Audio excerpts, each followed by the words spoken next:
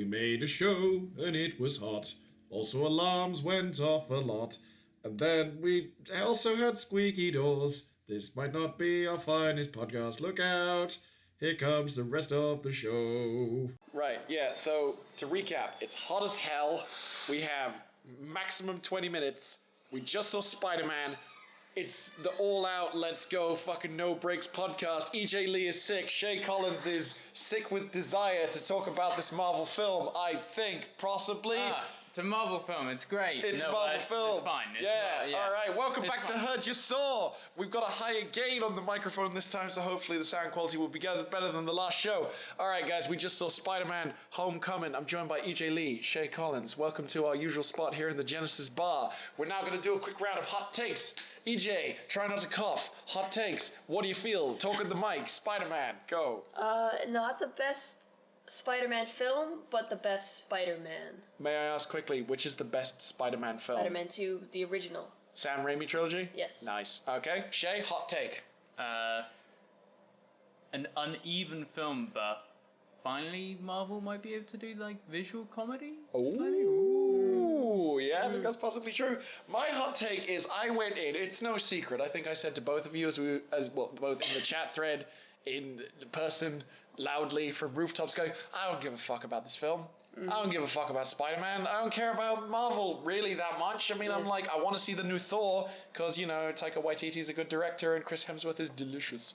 But I didn't really care about Spider-Man, so I came in with low, almost some would say negative expectations. This is hardly a hot take. This is just me talking. Jesus, I'm breaking the formula of my own podcast. But anyway, I would say I was impressed by how much I was charmed by Tom Holland. Yes. He is the best Spider-Man. Like, By a mile. oh my god. Like, everyone after Civil War was like, it's the best Spider-Man, even though he was in the movie for like all of 10 minutes.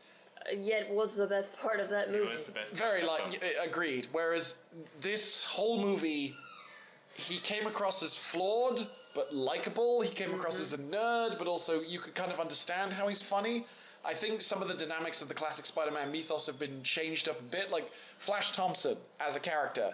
Traditionally, meathead jock, oh, I'm gonna physically punch you in the face. Now he's on the academic decathlon team. He drives a car. He's a shit DJ. He is just a douchebag, but he's not a jock, but he's somehow popular. It's like they're changing things up. So I would say, agreed, not the best Marvel movie or the best Spider-Man movie. Well, it's okay, Spider-Man movie. Good high school movie. Good high school movie. Really solid high school movie. Damn Actually, right. like, first of all, there was a ton of diversity in this film, and they made it very, very obvious, which was great. Yeah. But also, they kind of nailed, like, the reality of high school is not the split between jocks, nerds, band kids, whatever. It's not that anymore. No. I don't know if it ever was, but they've adjusted that stereotype.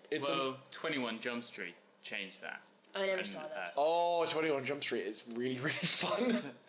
Essentially, 21 Jump Street starts with like typical high school thing, and then they go back to high school undercover, and they realize, oh, it's all changed. It's not jock. Yeah. It's Yeah. not the cliche cliques anymore. I would agree. So Like, I think now, and people don't think of high school in that way anymore. Yeah. I think that this movie kind of, because I think, you know, we can all agree that we kind of enjoyed it, right? Yeah. In as much that you I enjoy enjoyed a it. Marvel movie. It was fun. It was more enjoyable than... I can't remember the last Marvel movie I enjoyed this much. It might have been the first Captain America. Right. Yeah. Which was a very solid film. I would say that I think rather than necessarily talk about the particulars of the film, I'd be more interested in opening a discussion with you guys briefly, because we're still on the clock, about like what this movie means in terms of the changing attitudes both to superheroes and to, as you said, kind of the idealism of youth. Because like the whole dichotomy of Spider-Man since day one has been young high school guy has to shoulder intense responsibilities and lead this whole double life thing. And like, you know, it's always about Peter Parker kind of versus Spider-Man. Like, he wants to live both lives, but if one thing gets out of control in his Peter Parker life, it upsets the Spider-Man life, etc., etc. Yeah. Like, how do you feel it handled that particular aspect of the character Shay? I felt like it wasn't heavy-handed enough in the consequences of it against his high school life. It never seemed like, oh, he's lost a friend or he's lost anything from his high school life. It seemed kind of very unaffected. But that sequence in the car, though. but That brought it home really well. The twist is fantastic. Yeah. And not to say anything, that's great. But Yeah. it's not that his actions are, his leading the double life is affecting something. That just kind of coalesces in a kind of beautiful, one of the best story beats in a Marvel film. Agreed. That's definitely the best story beat in a Marvel film. I would say definite props to Tom Holland as an actor for selling that scene really, really well, because he has to do quite a complicated mix of fear, apprehension, anger, like rapidly thinking, and he, with very minimal acting or direction, he was like, just sort of, oh God! He very much inhabited that, and I think that was well. EJ, you were talking about like the way it's changing up the high school formula. What would you say about, if we would say as young people, let's say you're 15 and you see this Spider-Man movie, what does that mean to you? Well, I like that it doesn't have heavy-handedness in terms of the lives crossing over, because I'm bored by that. We've seen 5 Spider-Man movies like that. Has it really been 5? Oh God. I'm fucking sick of it. So I'm glad that it wasn't like that. It was like people were understanding his situation, like with his friend Ned. Like that was great. It was just kind of, he rolled with it like you would. So I liked that, but I also liked how he was not good at being Spider-Man. No. I love that. We get to see him first of all, put the suit on. We've never seen Spider-Man actually put the suit on. Yeah. And like, it is as awkward as you think it would be. Yeah, he's literally throwing clothes away in an alleyway and just fucking like, I've knocked over some trash, nail my bag to a wall because I need to, keep my stuff safe. Yeah. It's awkward and it's amateurish, and that's kind of the appeal of Spider-Man, Yeah, and like I like that he sucks. Like, Tobey Maguire never sucked at being Spider-Man. He was just like, all of a sudden I can leap over buildings, and you're just like, alright, good for you, Tobey Maguire, but like, I need a trial period of you. No superhero has really sucked. They've all been good. Sometimes they make kind of funny little mistakes, and it's like, oh well, I made a funny mistake. Well, there was like Kick-Ass, which like the whole point was he kind of sucked. Yeah, but that's not really a main line. That's deliberate pastiche. Yeah. I hope this alarm is being caught by the mic, because this is going to play great. No. This is the hot takes. We persevere. This is the point. We have this ghetto aesthetic. I like that he sucked at being Spider-Man. I like that we're seeing the evolution of Spider-Man without having to go through the fucking origin story again, because we're sick of that shit. No mention of Uncle Ben. Yeah. Great. But his presence was there. Alluded. But you didn't need it. Yeah, no one went, oh, remember when you let that criminal go who killed your uncle? And the Mufasa moment was Stark, not Uncle Ben. Yeah. Well, that Mufasa moment was that Mufasa moment was way on the nose. I was just like, I think you may have emoted it. Okay. It was Lion King. It was Pocahontas. It was everything wrapped up into. Come on, guys. I know you own all this Disney content now, but like, cool it. I think the moment that really sold me on him sucking. Ruin it. Is that just that Mufasa moment is literally a voiceover of something that Tony says early on. Yeah, definitely. And it's so horrible. It's just like chow. It was really horrible. I didn't, as the saying as you do about the thing of him sucking, the thing that really sold me on him as a character is because you had the opening sequence, we can talk about this because it's in the fucking trailer, where he's like, you have the movie that he's made of his own adventures across like the previous movie in Civil War, where he's like, oh my god, I was just like, I don't care about you. The thing that I really sold me on it was after the awkward costume sequence, him trying to fight crime and just having fucking nothing to do and slipping over and falling on his fucking face like an idiot. And I was like, yeah, alright, you're okay. You're okay, Peter Parker. You're just a guy doing what he can. You got a churro? Good job. The falling over is what I really want to talk about. Yeah. That's where I was like, this is great, because they were all in wide shots. Yeah. So you get to see like the proper falling over, which you don't really see a lot of wide comedy. shots. Yeah. Comedy. Lots of wide shots used very effectively in this film. Like, that's the simplest visual comedy it is. That's what Chaplin always said. He was like, capture the Buster Keaton as well, was just like hold the shot. Just a wide shot. And you works got really well slapstick with Spider-Man, because he's a tiny little guy. Yeah. And he's the only one of all the superheroes that it could truly work with, like, showing his scale. Yeah. Because he's just like a little little, like, 15-year-old kid Yeah. in, like, a fucking huge warehouse, and he was like, yeah, that's kind of funny. I like Whatever it is. I love the acknowledgement of the geography as well, that, like, he's been working in Queens his whole fucking life.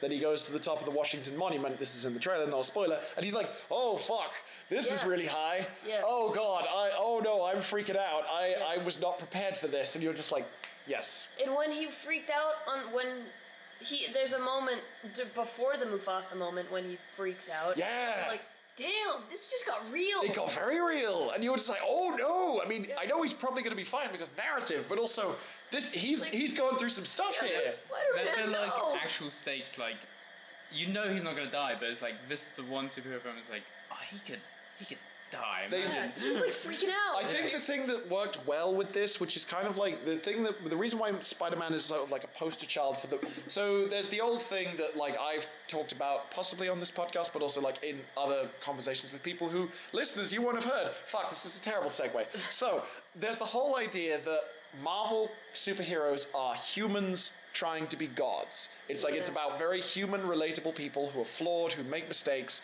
who are not the perfect guy. Spider-Man is just a guy. He's, he's got real world problems. He's meant to be relatable. Whereas DC superheroes are meant to be literal gods reaching back into the world of men to try and relate, to try and show humanity the right way. I think what they did so well, which I think they've done better than any other Marvel movie, was making Spider-Man feel not only relatable but very vulnerable. Like, he was never in control of anything that happened. Like, he had agency and he made decisions, but he was always winging it so hard, more than any other hero we've seen before, which I think that's really effective and arresting storytelling, because you kind of feel like he doesn't know what he's doing. Even when he was in the suit, when he met Karen the AI, she was of zero help in terms of guidance. He was still winging it and fucking up. Like, I love that you're right, he never ever had control. No. And it was... Your final boss fight sequence, which we won't get into, like, in all honesty, he kind of fucked that up a bit. He manages to pull out a net win overall, but, like... Not well. He was not instrumental in really that whole thing going the way that it did. He was mostly trying to, oh shit, try and control the situation, which was really, really good. So here's the question for you. Where do you want this character to go? Because he's got to intersect with the rest of the Marvel bollocks. What would you want to see from this guy? I don't want to see him in the Avengers in the next film. He needs another film to really get his shit together. He needs to find his sea legs, and he hasn't even come close. Do you not think he'll be in Infinity War? I think Part he will 1. Because they've already announced it. But I don't think that the next Spider-Man movie should be a crossover. I think he should still be alone, trying to figure out his shit. Because I think that what they're trying to do is keep him in high school for the next 3 movies. 3 movies? Yeah. Jesus. No, sorry, next 2 movies. Right. Of his own solo movies, okay. I think so. I think that's what Morton said. Right. Morton Wright of Hurd Ya Saw. And Hoxton movies. And Hoxton movies. He's more famed for Hurd Ya Saw now. He's regretful that he can't be here, but he's made his good excuses, and we love you, Morton. He'll never listen to this. That's true. He'll never know. But yeah, I want to see Spider-Man, like, progressing as a character, but still being very flawed. Because I don't think that he's earned being a hero yet. Like, he is a hero, but I don't think he's earned the sort of instant Tobey Maguire status that occurred in the first few films. Well, Tobey Maguire had like a montage, and then he was a big deal. This, I don't think I'm glad they didn't do this. I loved how, like, in most scenes, he was like, you're that Spider-Man guy from YouTube. That he's just like some douchebag in videos. Guy. I want them to stay a small town guy, keep him contained within Queens or New York, but don't go anywhere else. Alright, so here's my question to you guys. Who's the next villain? Because we just had Vulture, and they kind of, set up another villain at the end of this movie, which we won't spoil. They also set up a third villain who was kind of like a sort of bit part, but he's never going to carry a movie on his own. Who would you like to see Spider-Man fetching up against in this next movie? I don't remember enough about the Spider-Man villains of the comics to really get Fair enough. They've already done Green Goblin, Sandman, kind of. Venom is getting his own film. It's unrelated. It's really weird that he is. Yeah. Like, how do you do that? But well, that's not that's a Sony one. Oh, but still in the so Spider-Man universe. Sony just made this movie under the Marvel umbrella. No, So- Sony but had nothing to do with this. No, but their thing no, came up at they the start. own They it. still own it. They And get they money. owned it, Right. but they didn't. Yeah. They didn't make it. Right. So, on their own, Oh my god. they're gonna make a Venom movie. Why do they have to make everything so And then complicated? they're trying to cross it. They're trying to have Spider-Man jump over into that world, but it's gonna be.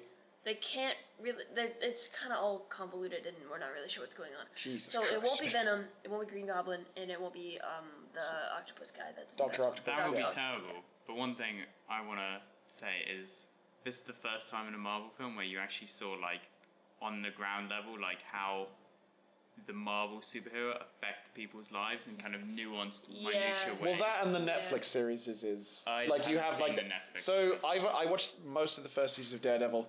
Haven't watched any others because I'm a terrible. Jessica Jones is amazing. I hear Jessica Jones is really good. It's really fucked up. But Yeah, It's good.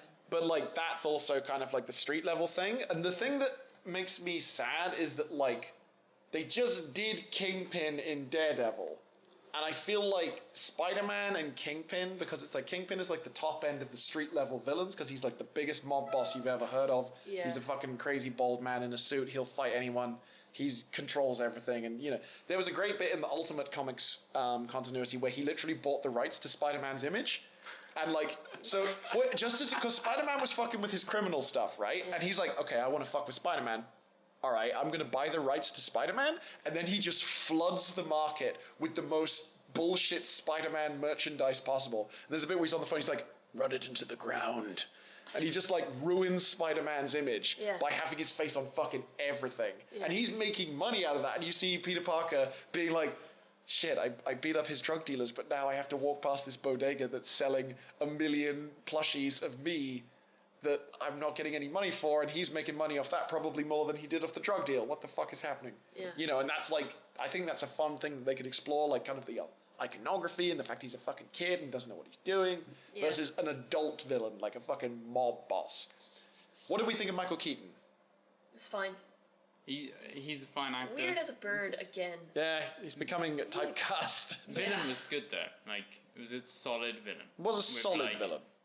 Oh, this villain has some like actual You background. kind of And get you why he know does motives. it. Not Yeah. just like an Ant-Man movie. I'm evil. I'm Yeah, evil. he's not evil I for have the a sake very of evil. one simple thing to do. Yeah, basically. he's like- So, he's a lower class working man who kind of wants to gain a foot up in the world and He's- sees Yeah. everyone else kind of taking You could it. describe his ethos as "fuck you, pay me." He's also arguably not. He's on level, like the equal ground to any arms dealer. Yeah, Like, we as a country sell weapons to terrible people all the time. yeah. It's just that this is one guy doing that. Yeah. So it's kind of like, well, everyone does that. Like, the establishment does that. So I got one more question before we do our final thoughts, and then we get out of here because I can hear people moving around, wanting us to get out of the building. Donald Glover. Oh God, how sad that he wasn't in it enough. But What did we make of his presence? Oh, the lights are going off. Why cast him in such a small role when he could have been an actual Spider-Man or Yeah. anyone else? I feel like he's a little too old to be Spider-Man now, but Well, yeah. they did have a little throwaway thing where they mentioned like the gravity thing Yeah. that was in the van. I was like, oh, that's gonna be like how he's gonna get spider powers. And then he kind of showed up again, and I was like, oh, that might not be the direction this is going. Then he's like, I've got a nephew. I'm like, is your nephew gonna be the like Miles Morales, the Black Spider-Man? That would be cool. But he's a good actor. He had Yeah. great presence. You know, nice to doing see. a weird lines. thing with his eye. Yeah, he was doing a little. Can you describe the eye thing? Like, it's an audio medium. Like one of his eyes was The like Forrest half Whitaker eye. closed. Yeah, he was doing the Forrest Whitaker eye. A little bit. He was doing the Forrest Whitaker. Which Very he nice. does demonstrate how to do in Community. He does. Troy Barnes lives on. Yeah. All right, so the lights are going off, so we should probably get out of this Well, I bar. have one more thing to say. Oh, yes. I love that the Spider-Man theme is back. Yes. The original classic Spider-Man theme. They brought that back in spades, and it was dope. Can I also say it's nice to see like an American monument be destroyed in a film? Yes. Well, I think kind we of do that destroyed all a the bit. time. Well, you see, Not kind for of- a while. Not monuments. Oh, okay. Yeah, Like, it's been a while. not It's been a while not since like the Independence Eiffel Day or Tower whatever. Or Big Ben or something. The Eiffel Tower has had a rough time of Yeah. it recently. Yeah. But you don't see American monuments. Like, you see The X-Men bits of destroyed the America. Statue of Liberty Oh, I sometimes. don't watch the X-Men. I don't trust that. All right.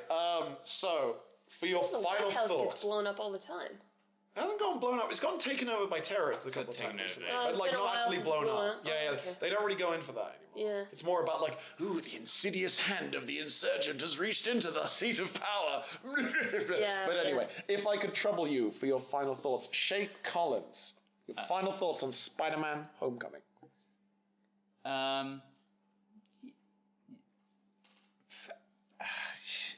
It's an uneven film. It's one of the good Marvel films. Yeah. So that's the thing. Marvel kind of seems to fit very solidly into doing kind of very solid films, and you watch and you go, okay, great. And It was. Would you say it was another slice of the homogenized Marvel pie? It felt more distinctive than the rest of the homogeneous pie. Okay. It felt slightly like it had. You know when like you get a cake and there's like Maltesers maybe on top, and some slices have Maltesers on and some don't. I like this metaphor. Let's say this one had a Malteser on top. That's good. Okay. I think this slice of cake had legs of its own. Like it's walking cake. EJ, your final thoughts. I liked that this is a very standalone film for the most part. If you just know who Iron Man is anyway. You're like, oh, it's Robert Downey Jr. He seems Yeah. to be Iron Man. It was very uneven, but overall, just kind of the best Spider-Man since, like I said, since Spider-Man 2, and the best Spider-Man. Yeah. He fit perfectly. I was very happy. All of the characters were fine. They were like, there was no one useless in there, you know? They were all just kind of like there for a reason. Did you guys, I want to just check because I clocked it from like fucking minute 2. The second that the character who didn't get a name check until the very end of the movie, I'm trying not to spoil who it is, but like I was like, I know exactly who that is from the fucking split second you walk on screen, bro. Yeah. Yeah, did you guys clock that before it was revealed? I'm not sure who you're talking about. The person who became the captain of the decathlon Yes. team, yeah. No, she was named at the beginning. But not obliquely named. But why change her name? Because otherwise it would have been too easy. But like, we knew who she was cast as. I've not been following this movie, so I had no idea. I was just me. like, yeah. But yeah, like, I liked her character a lot. Yeah, I liked that she was kind of an asshole. I was like, yes, Yeah, she more was of a that. weird asshole. I was like, I want to know her. Yeah. She was Alison Pill and Scott Pilgrim. The drama. Really? No, she wasn't. I'm saying she's. Oh, she was like character. Kim Pine. Yeah, Yeah, she's yeah, like yeah. Kim Pine. Ah, She's okay, not yeah. No. I was just like, that wasn't the same. She was a different. So to close this out, I think overall, my people who know me, listeners to the podcast, I've never reviewed a Marvel movie before. Again, terrible segue. So I don't really like Marvel movies because they're all the same. This was still kind of the same, but I think it had a lot of heart. Yes. If I can really point to a kind of, weird, immutable concept. It seemed very sincere. Tom Holland is very charming. I liked the character of Spider-Man. I agree with EJ's take that he was the best Spider-Man we've had. He spoke to way back in the distant past when I was but a young wee nipper about this high. I remember reading Spider-Man comics and thinking like, yeah, me. I'd be this Spider-Man. Yeah. I would be like this. And I kind of felt like if I was to try and be a shit superhero, I'd be a bit of a shit superhero like Spider-Man, in this movie, which worked well. Overall, I liked it more. What was the last Marvel movie I saw? Doctor Strange? I enjoyed Doctor Strange, but I like Doctor Strange as a concept, but I think this was a better movie than Doctor Strange. Anyway, do we have any random? We need to work better at working in these unrelated final thoughts. I like that it felt still like a hometown movie. Yeah. What I've always loved about Spider-Man is just it's a hometown guy. Yeah. He's just there protecting his dudes. Yeah. And his dudes protect him. That's this is how Spider-Man works, the loyalty to your city. Oh yeah, I love that this had that. I remember in Amazing Spider-Man 2, there's a bit when he's helping out firefighters and he's got a fucking firefighter's hat on, and I was like, that's a bit on the nose. We know he's a hometown. One. Yeah. They were all like, oh, Spider-Man, you're the best. Have a fucking hat. Help us with this hose. I was just like, that's too much. That's people who don't understand it. Yeah. You gotta schmaltzy. It's gotta be natural, and it was in this this case. Like just him knowing the corner shop, like that was cool. Yeah, it was good. I like it felt normal. He had a cat. It felt you're right that it's distinct in this place. That feels like we're in New York. Like a lot of Marvel films, it seems like it doesn't matter where they are really. It doesn't. They could be anywhere. Sometimes they make up countries because it doesn't fucking matter. But Sokovia. Sokovia, Yeah. But this one, it was like, they're in New York, and there's lots of diversity in New York, and he's very sad about his sandwich shop. Indeed. His Sad about the motivation bodega. is sandwiches. Yeah. Even though they left the city, like that's the first time we've ever seen Spider-Man leave the city. Are we done? We're getting the wrap up side. Okay, Callum, do you want the final words? Callum, we're talking about Spider-Man. Come and guest on the pod. Callum, just like give us a closing number. So you like Spider-Man, huh? Like Spider-Man, I think it's okay. I think Spider-Man's okay, but not Spider-Man this film. Didn't like it. Not liked it, not seen it. I've given up on sequels. Oh. This is. Callum, we wanted a closer, and you've delivered us more controversy. You have failed spectacularly. We can't end on that. Yeah. It's a perfect cliffhanger. Wait. Next What will happen on the next episode of Hurd Ya Saw? Will Callum return? Will we talk about Spider-Man more? Probably not. Bye.